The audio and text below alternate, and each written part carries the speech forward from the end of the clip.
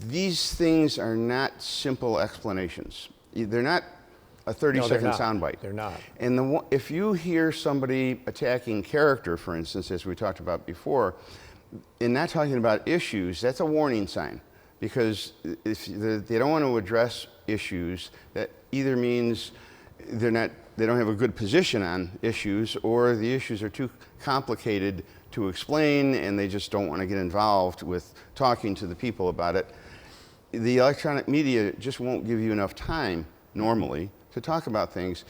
When it's complicated and it needs an explanation, that means you have to have the time, and the message just doesn't get out. Sometimes the sound bite is 10 seconds, and the explanation is 2 or 3 minutes. Right. And that's where we are in America today. I give the Democrats credit. They are very good on the sound bites. Here was a good example. I was just going to say that, yes. So the Violence Against Women's Act, which is a piece of legislation that needs to be reauthorized every, I don't know, it's 3 to 5 years, I don't know exactly. The reauthorization is now, and it's always been bipartisan. It's not a D or an R issue until Pelosi became Speaker.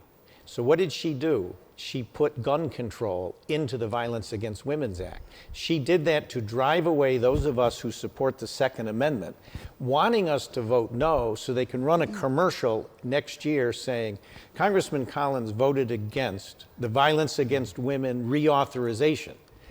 Well, what I voted against was the Second Amendment attack, where she's politicizing. But that needs an explanation. There you go. This just happened a week or two ago. As a matter of fact, very coincidentally, last night in preparation for the show, I was looking at the votes for the past couple of weeks, and I saw that.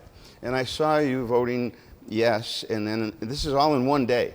It came up and it was yes, and it didn't pass, and then the next vote was no. You voted no, and it did pass. And there was all these votes, one after. It was the same bill supposedly, because it was listed as the same bill, but there were little addendums to it, and it came up for vote like 3, 4, 5 times. And I was going to ask you about, well, what was the difference? You were voting on the same bill over and over and over again.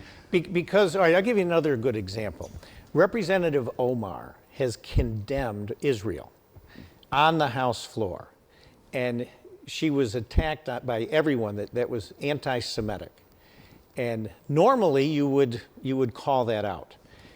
Nancy Pelosi knew she had to do something, so they put forth the bill, deliberately didn't name Representative Omar by name because she's a Democrat, but it was an anti-Semitism vote, that we would condemn anyone that was anti-Semitic.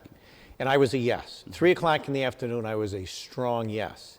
By 3:30, they had watered it down. It was an anti-everything. Anti-bias of anything. Bias against women, bias against blacks, bias against Boy Scouts, bias against Jews. So watered down that I was one of only 6 Republicans that voted against the anti-bias bill. And everyone's saying, well, how can you vote against it? And I said, because it was so watered down.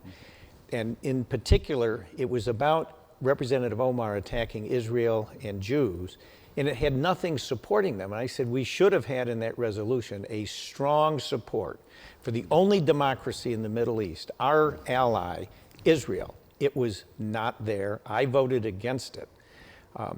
And then the good news is, since there were only 6 Republicans that did, only 6 members, they asked us all why, and I was very clear. It was because it didn't go far enough in supporting Israel, and it was a get out of jail free for Representative Omar. She wasn't named. It became just it became a nothing burger, and I voted against it. But that's another case of Speaker Pelosi in not serving America at all, but pandering to her own members, and in doing so, it's an insult, certainly an insult to Israel. And now we have Representative Omar saying, I don't dislike Jews, I just hate where they live. I hate Israel, because she hasn't backed off of that. I hate Israel, but I don't hate Jews. I mean, really, I think we need to call that out for what it is. Pelosi refused to do it. That's the life in D.C. today. It is so politicized. Well, as happens every week in the big picture, time goes very quickly. Races right past us, just like a fun summer in Buffalo.